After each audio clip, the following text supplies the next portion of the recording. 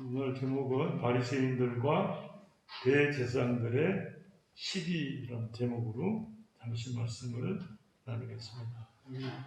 31절에 보면 우리 중에 많은 사람이 예수를 믿고 말하되 그리스도께서 오실지라도 그 행하실 표적이 이 사람이 행한 것보다 더 많으랴 하니 예수에 대하여 무리가 수군거리는 것이 바리새인들에게 들린지라.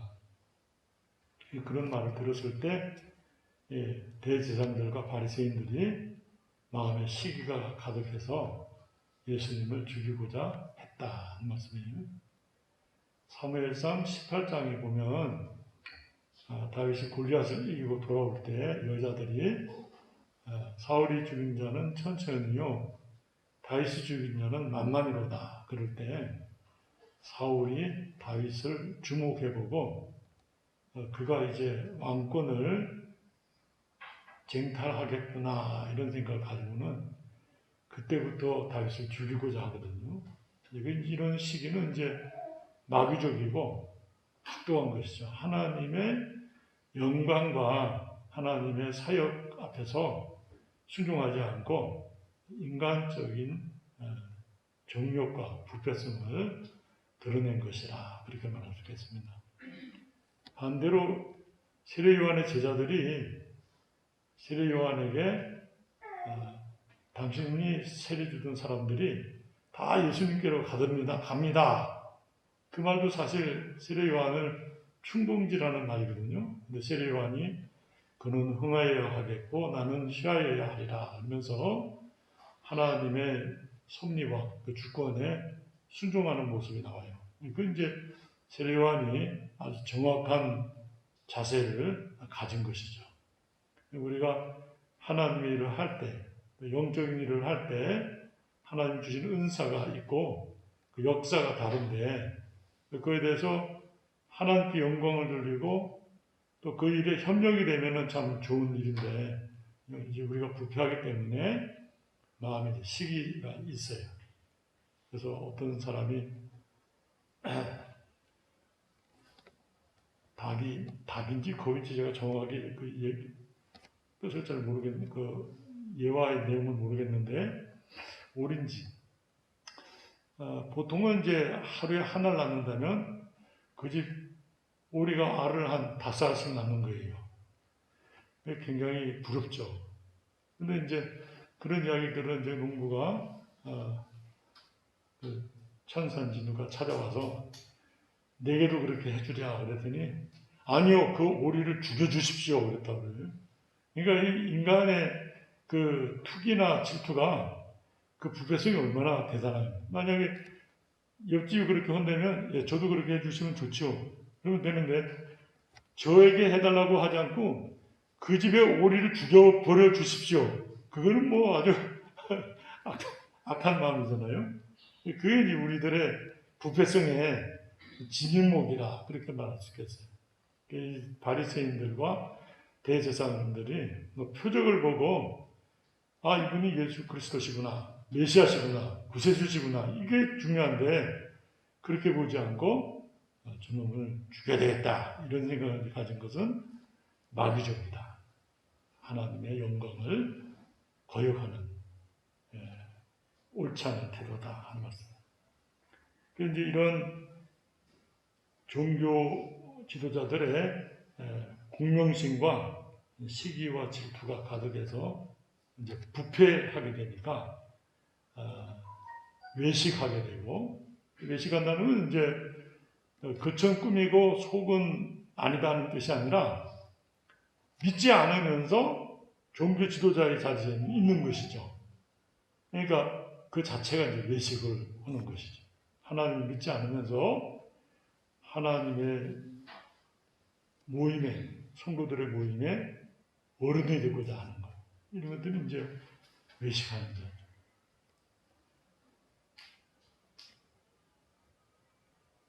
박인호 목사님은 불신자들은 노골적이고 그 욕먹을 만한 일들을 할 때 드러내게 해서 욕을 먹지만 종교인들은 간교하게 숨겨서 욕먹을 짓을 하면서도 그것으로 자기의 욕심을 채우고자 한다. 이렇게 이제 해석하셨어요.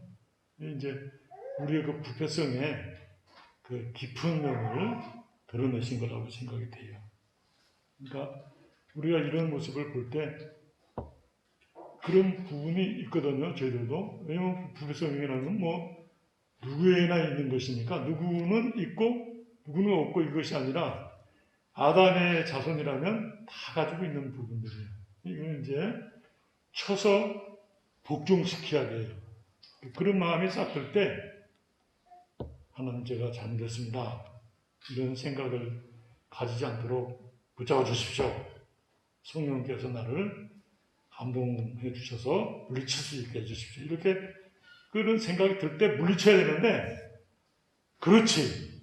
그리고는 그걸 자꾸 이제 합리화하고 정당화하고 거기다 더 자꾸 덧셈을 더하게 되면 죽여버려야 되겠다. 이런 생각이 하게 되는 거예요.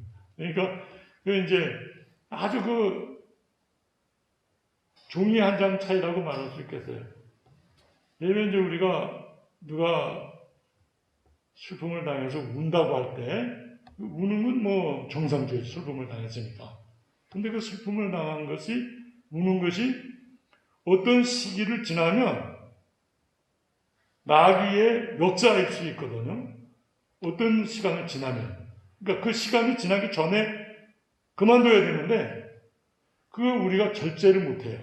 그러니까 이제 영적으로 앞서 있는 목사님이나 뭐 영적 지도자들이 다 터치하는 거예요. 그렇게 하지 마십시오. 박윤호 목사님께 소천하셨을 때 그 사모님이 이제 많이 우셨어요. 옆에 있던 그 이창숙 권사님이라고 영험사 대표도 하시고 이제 박윤호 목사님 주석에 비서하셨던 분이세요. 그분이 탁 이렇게 꼬집으면서 정지시켰어요. 그 슬픔이 어느 시간을 넘지 않도록. 그건 이제 아주 지혜로운 것이죠. 그런 간증을 들을 때, 아, 이 영적 지도자들은 분별하시는구나. 이렇게 되는 거예요. 누가 그 끝까지 보면, 남편이 죽어서 슬퍼하는데 당연하지. 그렇게 말할 수 있죠. 근데 어떤 시간이 지나면 마귀가 역사할 수 있단 말이죠. 그럴 때 그걸 탁 스탑시키고 있는 거죠. 감정 컨트롤 되면서 다른 나쁜 영향으로 나가지 않는다. 우리 마음속에 이런 마음이 생길 때 하나님 앞에 기도하는 거예요. 뭐 어떤 것을 위해서 달라고도 기도하지만 내 마음속에 감정에 잘못된 부분이 있으면 그것을 기도합니다. 하나님 제가 이런 마음이 생기는데 옳지 않다고 생각합니다. 저를 가르쳐 주시고 은혜를 주십시오. 그리고 이제 기도하는 거예요. 하나님께서 그것을 물리쳐 주시죠. 그리고 건강한 생각을 주시죠. 그는 흥하고 나는 쇠하여야 하리라. 옳은 말씀이에요. 그렇게 주님의 영광과 그 뜻을 순종하는 거예요. 아, 그와 같은 은혜를 나도 받았으면 좋겠다. 그것도 참 좋은 태도죠. 나 그에게 주셔서 우리와 함께 하신 그 은혜를 감사합니다. 우리가 일체니까, 한 몸이니까 이 그리스도 안에서. 그런 관계로 보면 아주 귀한 태도라고 할 수 있겠습니다. 근데 예수님께서 내가 너희와 함께 조금 더 있다가 나를 버리신 이에게로 돌아가겠노라. 33절에 이제 이 땅에서의 사역이 얼마 남지 않았다. 그 말씀입니다. 이제 바로 요한복음은 요 7장부터 쭉 가면서 금방 십자가 사건으로 연결되거든요. 그러니까 예수님의 사역이 이제 얼마 남지 않았기 때문에 이렇게 말씀하셨어요. 34절에 너희가 나를 찾아도 만나지 못할 터이요. 이때는 이제 예수님이 십자가에서 죽으시고 승천하셔서 하나님 보호자 우편에 앉으실 것을 말씀하시는 것이에요. 나 있는 곳에 오지도 못하리라. 이제 이 말씀은 내가 성천하니까 너희가 나 있는 곳에 오지 못한다. 그 말씀도 되겠지만은 너희가 정죄를 받아 심판을 받고 멸망하리라. 그런 말씀인 것 같아요.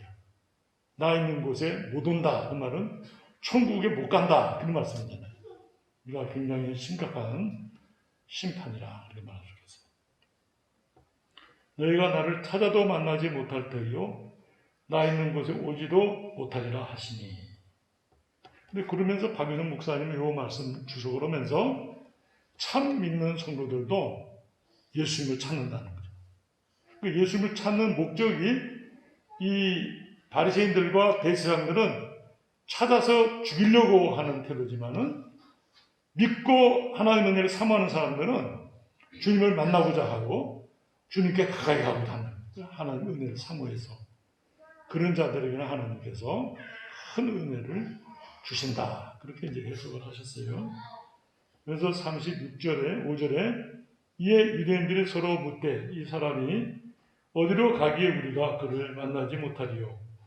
헬라인 중에 흩어져 사는 자들에게로 가서 헬라인을 가르칠 터인가. 또 이제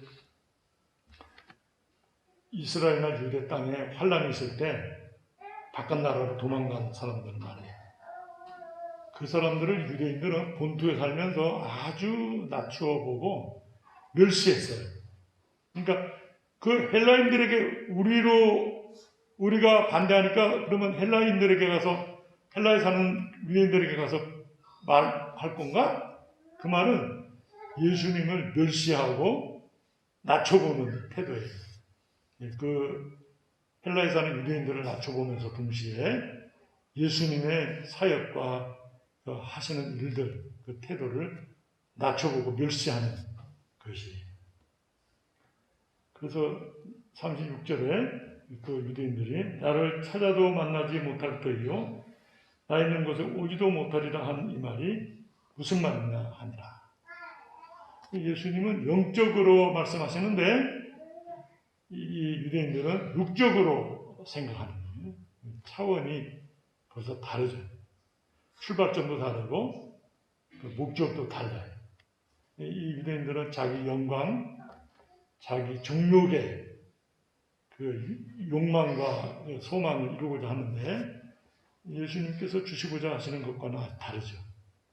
그래서 계속해서 반대하면서 근데 예수님이 이들과 계속해서 말씀을 나누시면서 진리를 자꾸 드러내셔요.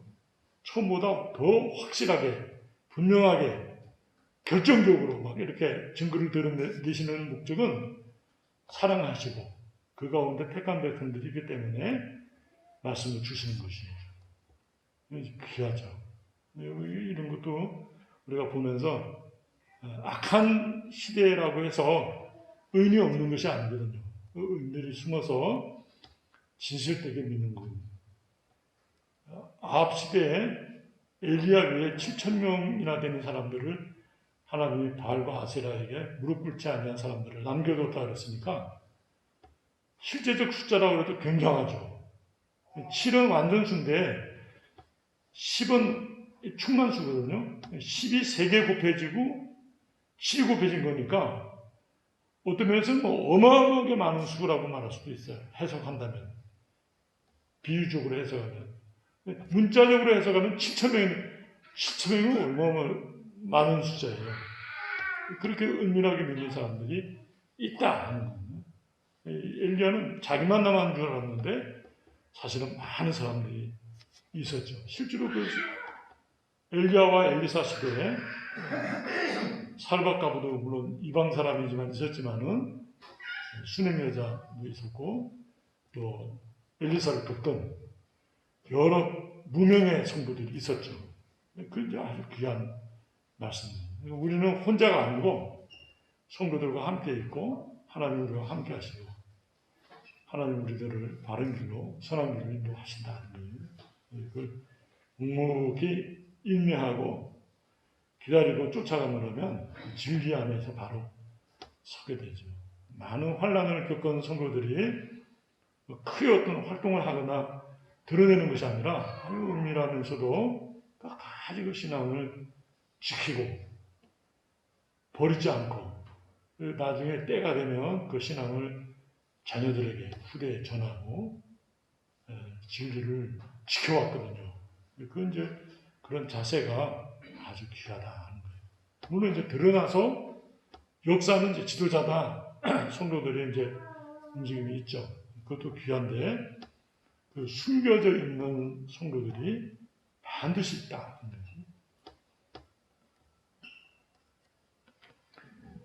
박유정 목사님은 진리가 박해를 받을 때 양측적인 신자가 더 강화된다.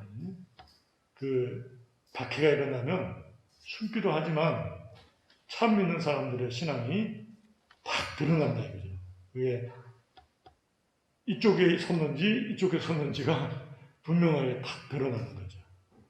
그래서 충성된 신자가 오히려 환난 가운데서 양성되는 것이죠. 역설적으로 예수님이 십자가에 종교지도자들이 죽임으로써 그냥 그것이 끝나는 것이 아니라 죽임으로써 메시아의 사역을 완수하게 되고 메시아이심이 결정적으로 또 드러나게 되거든요. 그런 역설적인 하나님의 지혜, 하나님의 은혜라 이렇게 말할 수 있겠어요. 그래서 예수님께서 하시는 이 말씀들 속에는 하나님의 예정과 작전과 그 섭리가 복선으로 깔려 있어요. 그래서 예수님이 그 길을 묵묵히 매 맞으시면서 고난 당하시면서도 그 길을 그대로 가시는 거예요. 하나님의 뜻을 쫓아서. 그래서 하나님의 뜻을 완전히 이루시는 것이죠. 그래서 그 귀한 자세가 우리 성도의 자세가 되어야 되겠다 이렇게 깨닫게 됩니다. 기도하시겠습니다. 사랑과 은혜가 충만하신 하나님 아버지, 유대인들과 종교지도자들, 바리새인들과 대제사장들, 예수님에 관한 수군 그림을 들을 때 마음의 시기와 질투가 일어나서 예수님을 잡으려 하고 죽이려 하는 것을 성경이 자세하게 기록하여 우리들의 모습이 어떠한지 알게 하여 주시니 또 살펴보게 됩니다. 참 우리가 주님을 만날 때 인간의 육적인 생각에 사로잡혀서 진리를 보지 못하는 어리석음이 없게 하여 주시고 말씀을 따라 예수 그리스도를 만나게 하시며 예수 그리스도를 영접하게 하시며 그 가운데서 바른 믿음을 가지게 하여 주시며 성숙하여가는 귀한 신앙이 될 수 있도록 함께하여 주시옵소서. 예수님께서 잘 되시는 것, 영광을 받으시는 것이 옳은 것임을 인식하고 늘 하나님 앞에 엎드리는 저희들 되게 하여 주시옵소서. 각자 다른 은사를 받았는데 그 은사를 존중 여기고 그리스도의 몸된 교회를 세워나가는 데 있어서 협력하며 아낌없이 후원하며 기도하는 저희들 되게 하여 주시옵소서. 연약한 중에 있는 김동용 집사님을 공유롭게 주시고 주님께서 치료하여 주시고 깨끗게 하여 주시옵소서. 예수 그리스도의 이름으로 기도드리옵나이다. 아멘.